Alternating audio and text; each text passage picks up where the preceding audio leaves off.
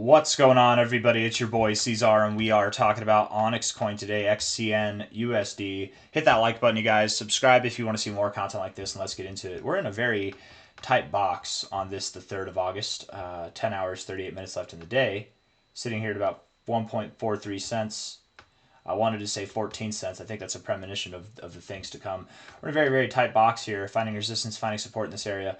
What I will say is we at least do have higher lows, and technically I think we did get a higher high with this here. Yes, a slightly higher high there. So more bullish than bearish posturing, but just a consolidation phase nonetheless. I want to look at the short-term stuff, see what we're doing here. So let's just not dilly-dally at all and get right into that, okay?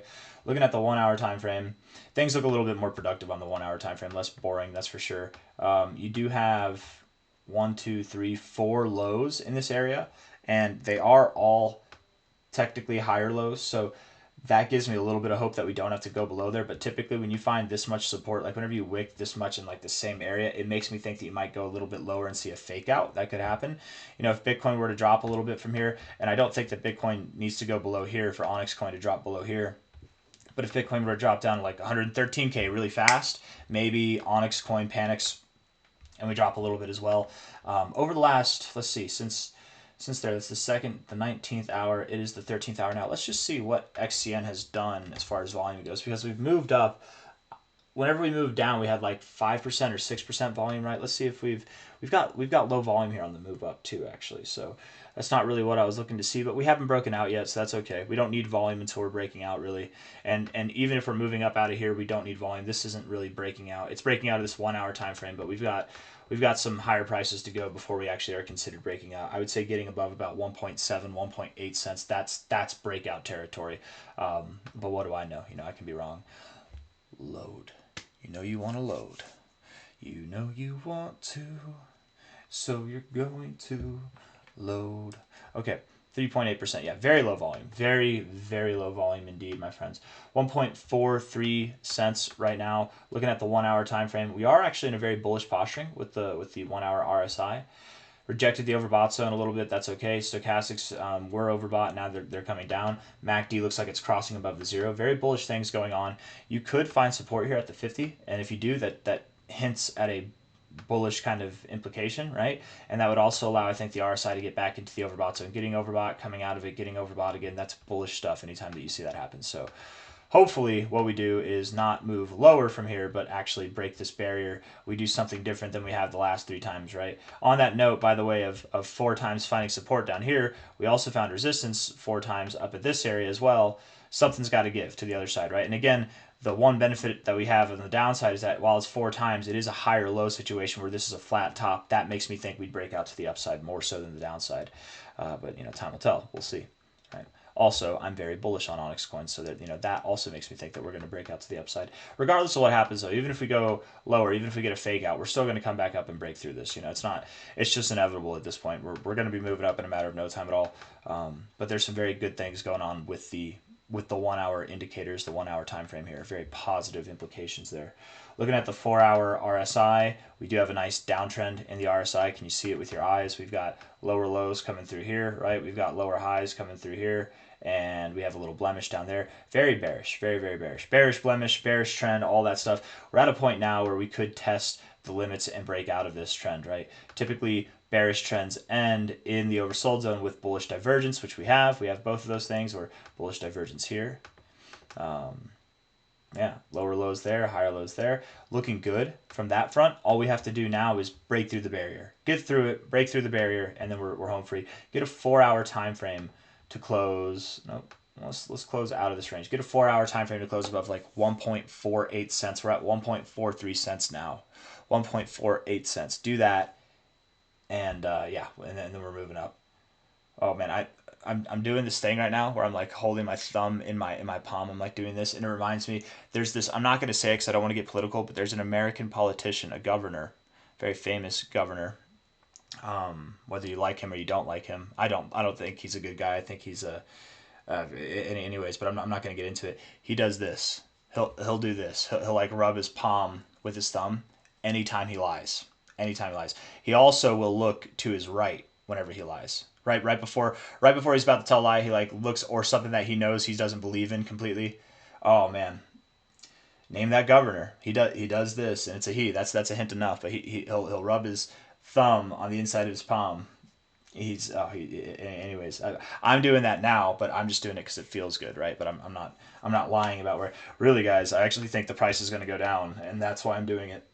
No, I just started doing that. I don't know if anybody does that, but it's actually nice. Like, you give yourself a little hand massage, but it's also a soothing technique, and I don't know. I've watched this guy talk before, and I'm like, he only does this when it seems like he's full of crap. That's the only time. Anyways, 1.433. Name that governor. 1.433 cents now, 2 hours, 33 minutes left in the day, or in this 4 hour period. I would think that we move up higher once we get above 1.48 cents on a 4 hour closing basis. We should be moving up higher. Where are we going to move to? From a high to a low. I'm glad you asked. From a high to a low, we should be seeing prices move up rather rapidly to about 1.6 cents and beyond. Typically with the 382, you don't find direct resistance at it unless you're in a more bearish posturing, and with the price action, we kind of have that going for us, don't get me wrong.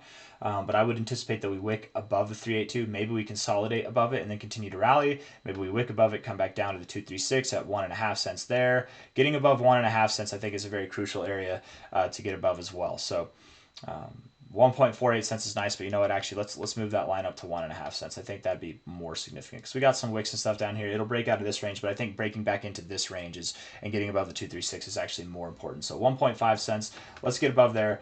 That should allow us to grow to about 1.6 cents and beyond.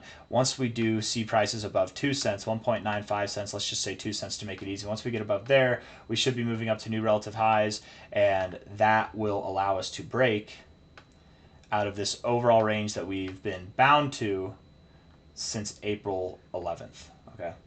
Once we get above 2 cents, that'll allow us to break not just above this high, but out of this range. And once we break out of this range, my friends, this very long, boring, accumulative range here, we're going to be ripping and rallying. Okay.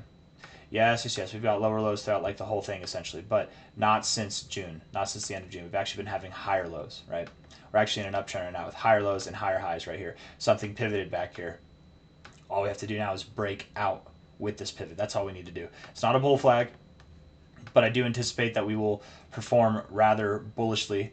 My expectation would be that this next move that's coming, is larger, dramatically larger, significantly larger, maybe even twice the size of this last move.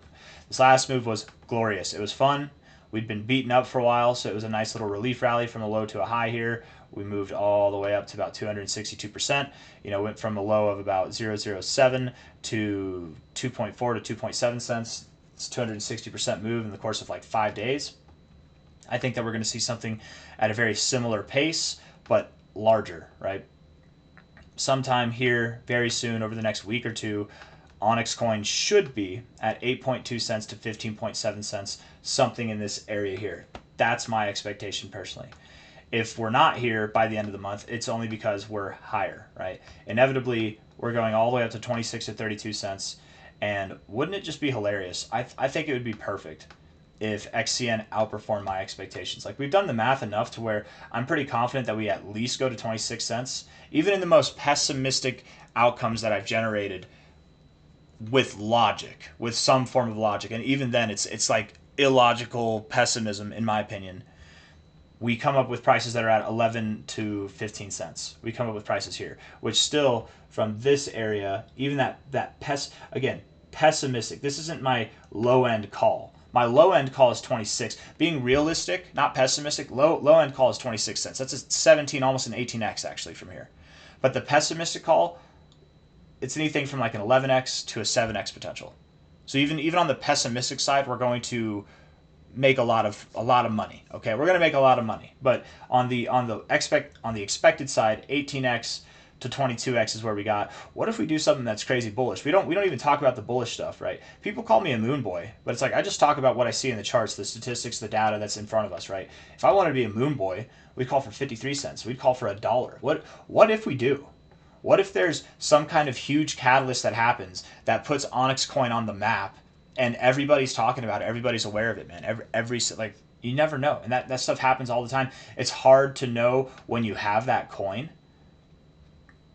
But regardless of if it happens between now and the end of September, or at least by the end of this year, we're going to $1. we're going to $2. We're going to go somewhere between $1.03 and $2.60. And I personally don't think we see 260. But I do think that we could get somewhere up in this range here between 260 and $1.70. But at least $1.03. We're at 1.4 cents now. We've got a lot of growth to go, my friends. And that's all reserved for end of cycle stuff. I think that maybe by the end of the year or sometime in early 2026, right? Q1, Q2. But I got nothing else, man. I'm just talking at this point. Hit the like button, subscribe. Thank you all for being here. Hodl, hodl, hodl, buy the dip, we're in the dip right now. Is it a good time to buy C-Zar? Yeah, it's a great time to buy, man. It's an absolutely phenomenal time to buy. What if it goes lower? Well, it's an even better time to buy then. I'll see you on the next one. Take care of yourselves. Bye-bye.